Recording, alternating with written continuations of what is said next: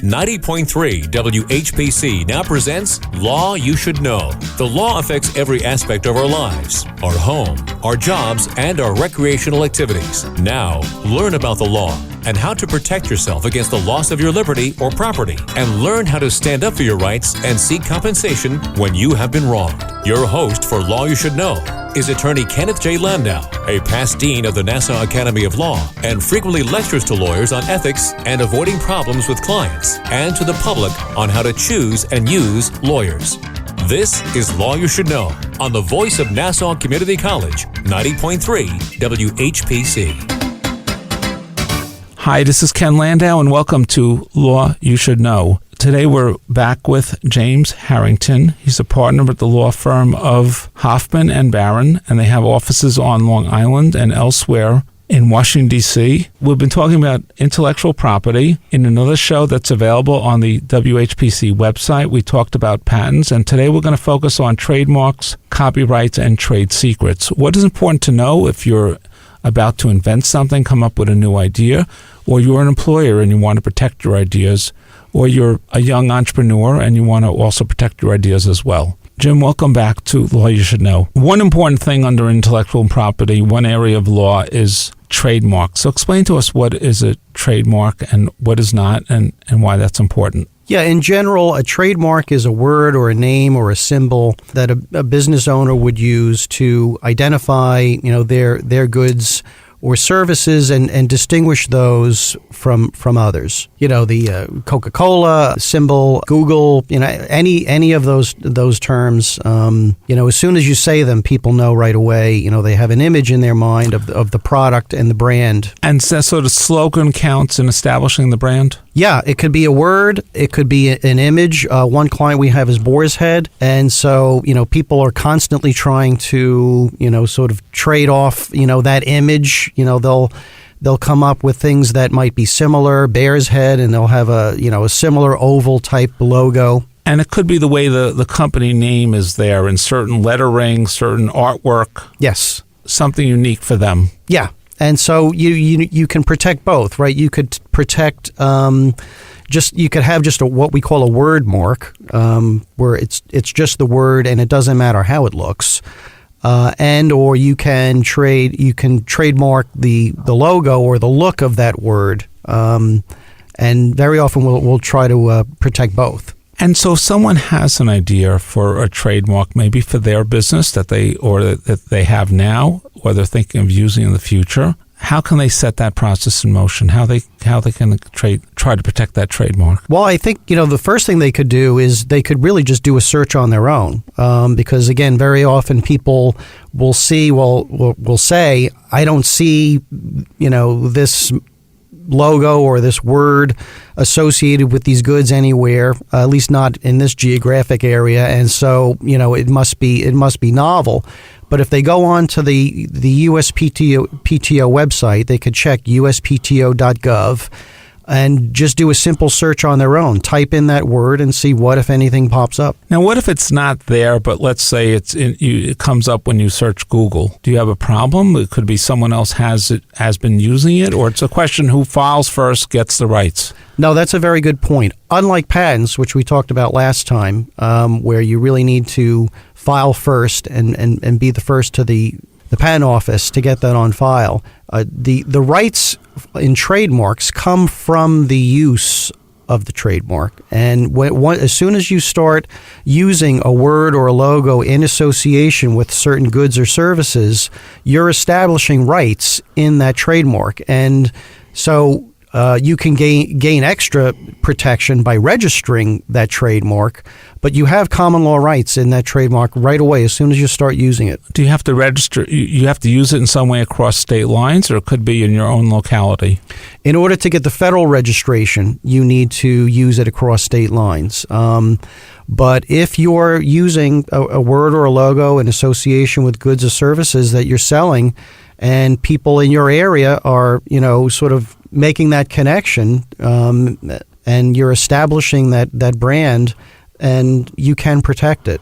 Now, if you're on the other side of the coin and you have used that and you see someone else using that, then you have to write them a cease and desist letter or have a lawyer do it for you. Yeah, You can't let their use go unchecked if you've already been using it or somehow you've protected it. Exactly. Yeah, it's very important with trademarks that they be enforced, because they can get diluted over time, right? If you have a trademark and you don't bother enforcing it because it's not exactly what you're using, then someone else could come in, and then if and when you go to enforce it against that third person, they might say, well, wait, you coexisted with the second person, so you should be able to coexist with me also. So it's important to enforce those marks right from the beginning. What are some examples where trademarks have gotten diluted? I think that comes more from a lack of enforcement. There also is another concept where certain marks can just become genericized just based upon everyone sort of using that trademark in everyday language. That's sort of a different problem. Kleenex would be an example where the word almost becomes synonymous with the thing itself. Yes. So you want it to be known, but not too well known. Right. So if you have that idea, you want to file it, you want to put it into commerce, and prove and save your records of doing so. And if you think someone is infringing on your turf, you want to let them know.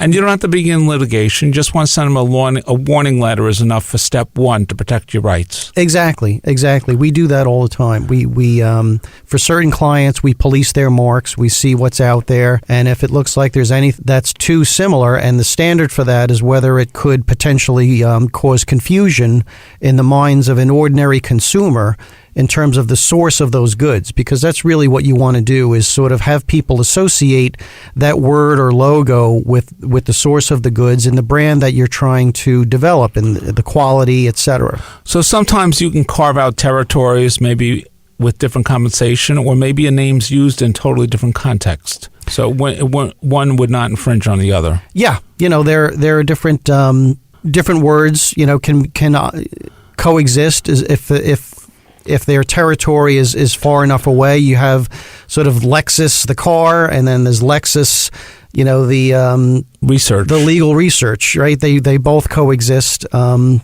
most people don't get confused between the two. And so, but you want to be on guard to make sure no one is copying your patent, using it in an improper way, and you want to just be the patent police or get a lawyer involved, because if it continues on challenge, you may lose your right. It might be like adverse possession.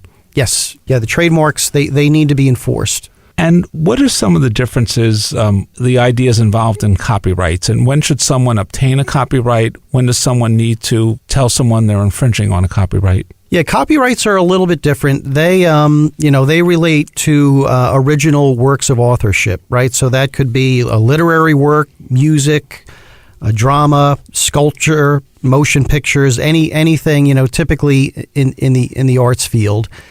And those rights exist once that artistic work is, what they call fixed to a medium, right? Once that music is recorded, or once that article or book that's in your head is put down on paper, you have copyrights to that work, and you can protect it. Again, getting the federal registration gives you additional rights, but you have rights in that work once it's put down on a medium. And how would you officially record it to show you were first? Could it just be making a cell phone video, or how would you put it out there? Yeah, again, I think that's why it's important to what they call fix it into the medium, as soon as you can, once it's complete and with a date, that could be verified.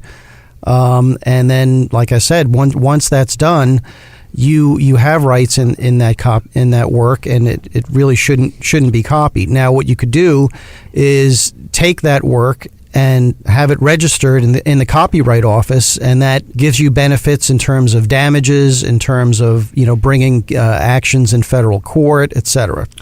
And sometimes you see someone accused of plagiarism with an article, with a book, with music, and sometimes the person says, "I didn't know anything about that other work." Mm-hmm. So is innocence an excuse, at least for the written word? Yeah, it's interesting. Is it some kind of defense? It's interesting because we see that fairly often in the music industry. I think sometimes there is sort of maybe a subconscious copying, and then it's a matter of how much is okay. But yeah, for the most part, if it is an original work, there wouldn't typically be too much overlap. So once it gets to a point where it looks like there's too much similarity there. Very, very often, that there could be a problem in terms of copyright infringement. And sometimes licensing deals solve these problems or make them go away.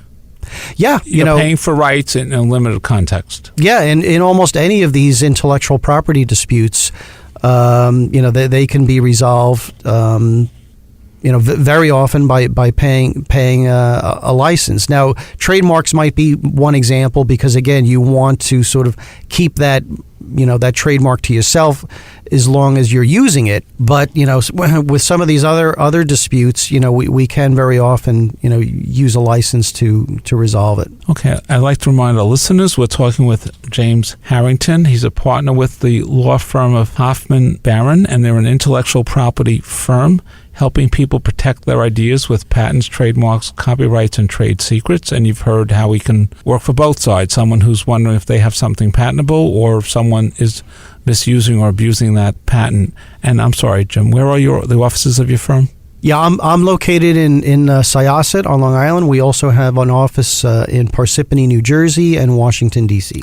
And you have various information describing these things in more detail for people who have a curiosity or want to learn more about the field. What is your firm's website? Yeah, we're at hbiplaw.com. Okay, and you also mentioned that there's information on these different things at the U.S. Patent Office. It's uspto.gov. Let's talk about trade secrets and what are some of the things of concern that advice you give employers or maybe an employee who's working on a project who wants to own the right to those ideas to prevent any legal problems down the road. Yeah, I mean, to define a trade secret, typically what we're talking about is really any type of information that could give you a business advantage. And so the challenge with trade secrets is keeping them a secret. You really need to make an effort in order to show that it's a trade secret. You need to show that efforts have been made to keep it a secret. Only certain people having access. Maybe keeping the information in a particular place that may be locked up, so that you can really make that assertion that information is legally a trade secret. And what kind of things might constitute trade secrets? Could be anything really that gives you a business advantage. It could be a formula. I guess the most famous example is the Coca-Cola formula.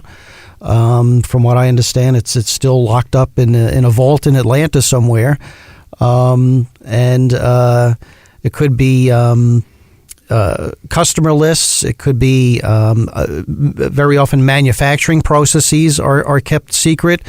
That's a decision. Sometimes they need to make a strategic decision. Do we try to patent it? In which case, we need to disclose our process to everyone, and we could have a limited monopoly there, or do we just try to keep it a secret, in which case we could have that trade secret indefinitely. And could it also include a business strategy? Yes. And could it include let's say a formula for processing, like a certain bookkeeping process or preparing tax returns or interviewing with a client or conducting business, something that unique that you invented yourself? Yeah, again, it really anything that could give you a business advantage, and is important enough to go through the effort of keeping it a secret and limiting that access and doing all the other things that are necessary to keep it a secret. And ways of enforcing it, that might be a carefully worded agreement to employees, physically protecting it if it's a physical formula or process or invention, and an enforcement too. Yeah, within the company, very often an employment agreement would be in place that would require employees to comply with the rules of the company in terms of the trade secret. If they're one of the people that have access to that secret, they obviously need to agree to keep it a secret. There are other rules in terms of access, limiting the access to only certain individuals. As you mentioned, physically taking steps to keep the trade secret or the information away from others who might, try to disseminate it. On the other side, if you were going to show you developed it yourself, or it's something not so secret or something unique, how would you do that? Yeah, you probably could, try to show that it is something that was developed without any ill-gotten information, that if you were accused of violating a trade secret, that could be a defense. So if you had notes or stuff about your legitimate objective research, should you save all that to show you how you arrived at the end product? That you didn't steal their idea, you came up with it on your own? Yeah. That would be a way to show that you didn't steal someone else's idea. You did develop it on your own. But very often, the trade secrets come up in the context of having some specific information and that information getting out. And the trade secrets are taken seriously. I think the most famous example is there was an employee who tried to, I think it was in around 2006, an employee of Coca-Cola actually offered to sell the formula to Pepsi. And Pepsi refused that information, notified the employer. The employer called the FBI, and those people were arrested. So it's taken seriously. And again, if you wrote a sales manual for how to sell your particular cars in a car dealer, how you had a unique approach, that all might be protectable. Yeah. If you really made the efforts to speak to your employees, make it very clear that information is not to get out, that as part of their employment, they're required to keep that information a secret, and even after they leave, they agree to keep that a secret, so that if and when that information gets out, there is some recourse against that individual, for trade secret infringement. And you also would want to protect the customer list of customers, potential and actual, who they dealt with over the years at your firm. Yeah, that comes up all the time, right? Where an employee or a salesperson, might leave one company, go work for a competitor, and the company doesn't want that customer list getting out. And the sales method, the unique sales training you gave them, if that was unique, you could try to claim they couldn't use that at another car dealer. If it were unique, yes. Okay, what could make it unique?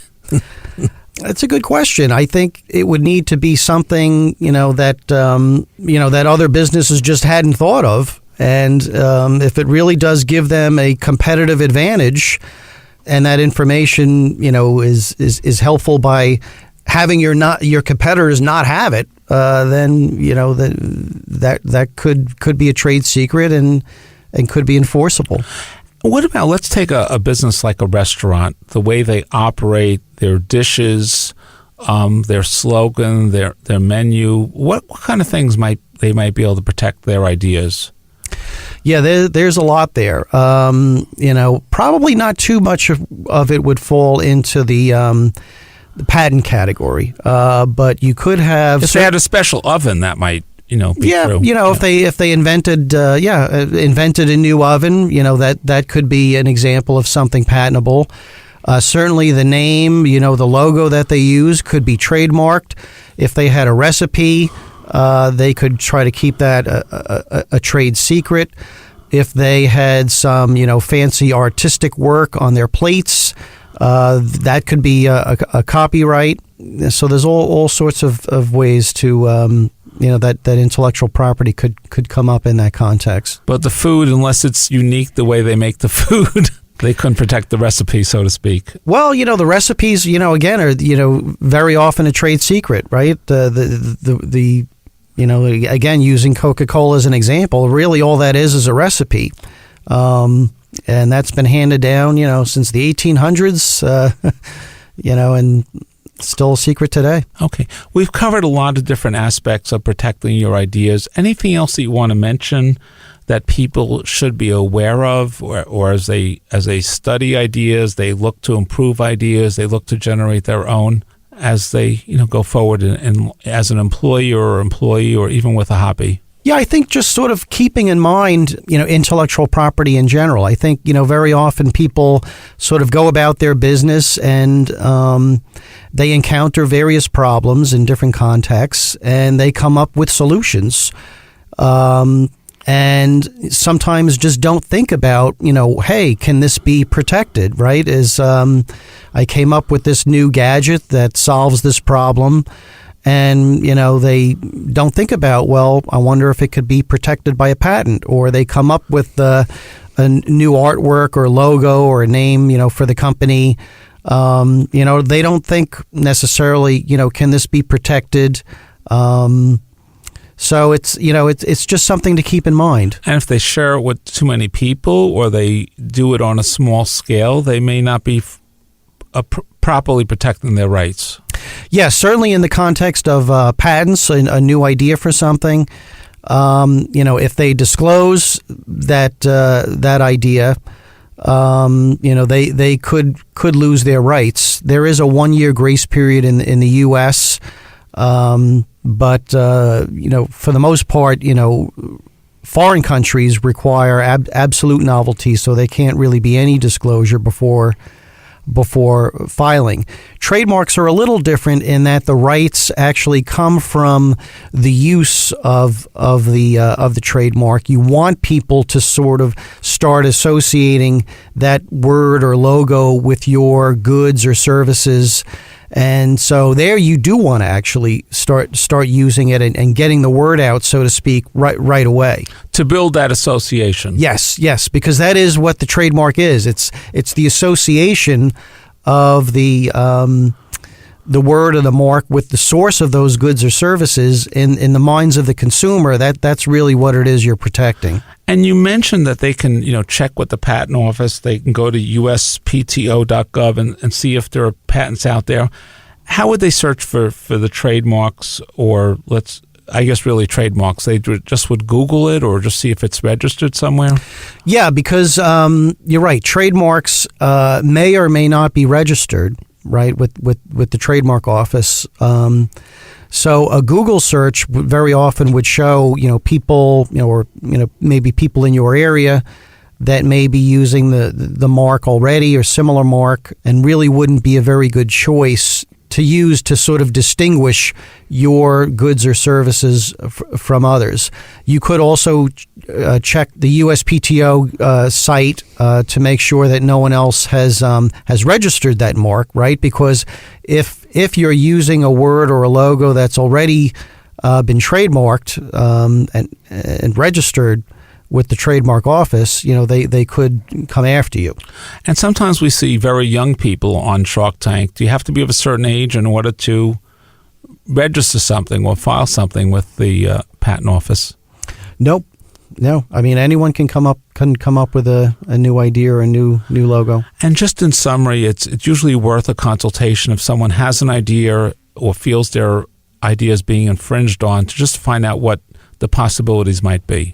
Yeah, very often I know, people will come into our office for an initial consultation just to sort of assess the situation. We can give them not necessarily an answer, but we can let them know what's involved in getting the answer, what the cost may be, and what it is, they're facing.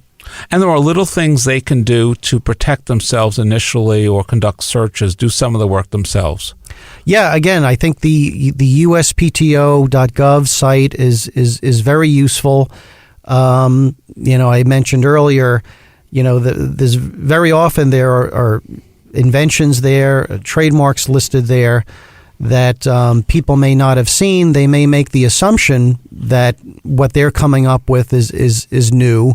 but it may not be, and they'd be surprised once they get on there how many, how many people have thought of these things already. But maybe there's a new twist on it, or there's a better mousetrap, or it's an extension, and they have a way of selling their idea, licensing it to the proper party.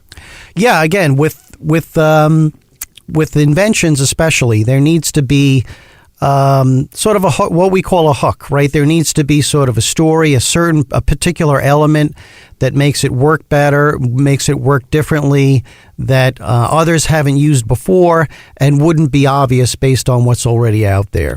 Okay, we'd like to thank our guest, James Harrington, with the law firm of Hoffman and Barron. And as you've heard, they're a boutique firm involved in the areas of intellectual property. If you missed any part of this show, go to the podcast on WHPC at nccradio.org, and you can look there for our other show that was focused on patents. And if you know anyone who's interested in this field, you please tell them about the podcasts that are available. And if you want to contact James Harrington, you can go to the firm's website, hbiplaw.com, find out more information about the firm and the various information they have on their website. Jim, any final word? What do you think that will be the next big thing out there in terms of intellectual property? Well, that's that's the thing with intellectual property. We never really know what's coming down the pike. But as much as things have been invented and ideas have been created, there's so much. It's a giant universe out there. Yeah, there was someone made a famous saying that everything's already been invented, but we see every day that's not the case. And that's why the patent office is backed up. That's why we've got more filings than ever. Because new products, new ideas generate new inventions. Exactly. People are always innovating. There's always new ideas coming up. People are, always being creative, and all those new ideas, logos, etc., artistic works all need to be protected. Okay. Thank you, James Harrington from Hoffman and Barron, and this is Ken Landau, your host for Law You Should Know, inviting you to join us next week at this same time for another program on Law You Should Know here on 90.3 WHPC, the voice of Nassau Community College in Garden City, New York. And please look for this show and other programs about the law on the website of Nassau Community College, nccradio.org.